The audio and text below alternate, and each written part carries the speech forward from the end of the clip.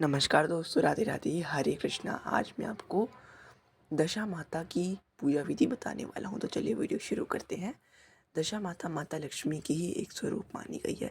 दशा माता का पूजन करने से घर की दशा ठीक हो जाती है। तो सबसे पहले देखिए, हमें अपने हाथ के छापे देने होते हैं जो भी पूजा कर रहा है, रोली के और हल्दी के। तो हमें रोली और हल्दी के लगाने होते हैं छापे।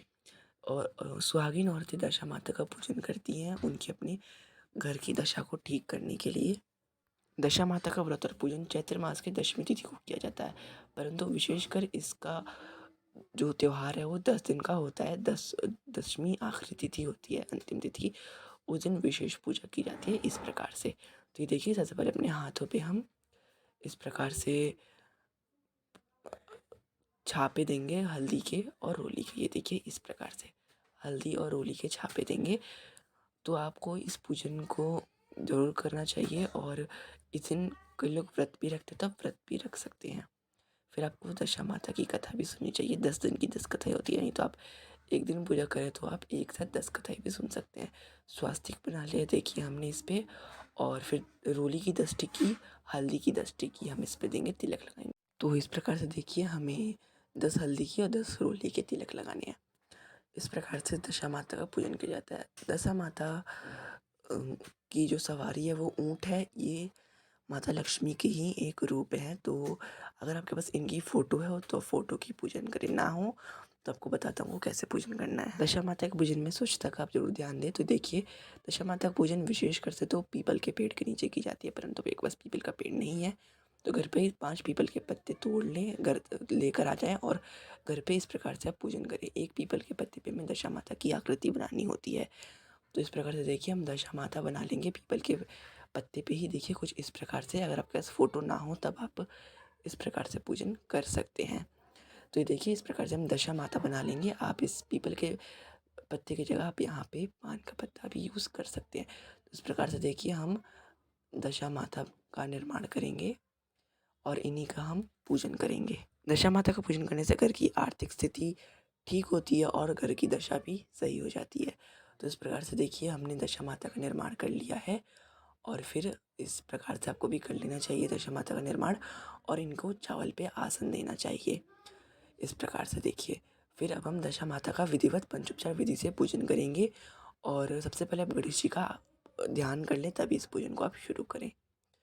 तो अब हम देखिए दशा माता का पूजन करेंगे।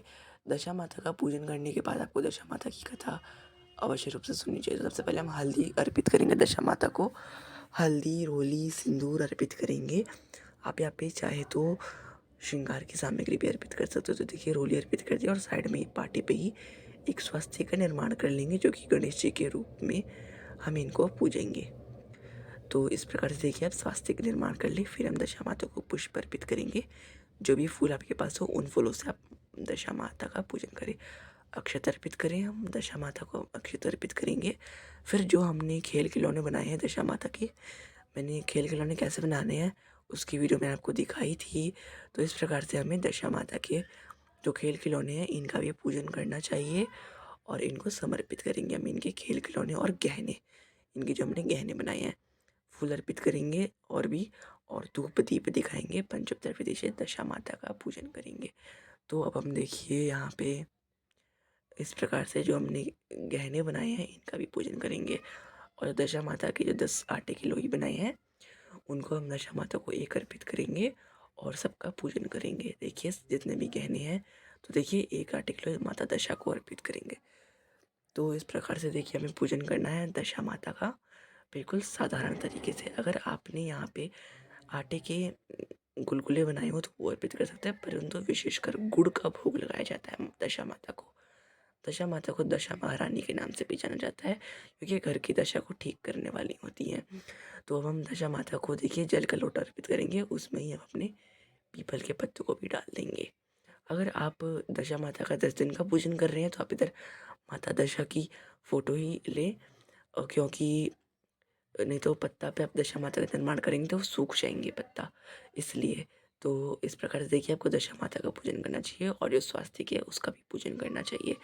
फिर आपको दशा माता का डोरा लेना होता है। दशा माता का डोरा लिया है तो बोले पुराने डोरे को आप पीपल के वृक्ष के नीचे ही दबा दें और दशा माता के चरणों में नया डोरा लें और उसे अपने गले में बांध लें, या फिर उसमें गले गले में बांधने के बजाय आप इसे तिजोरी में भी रख सकते हैं। कम से कम आप 10 दिन तो इस डोरे को ज़रूर से रखें।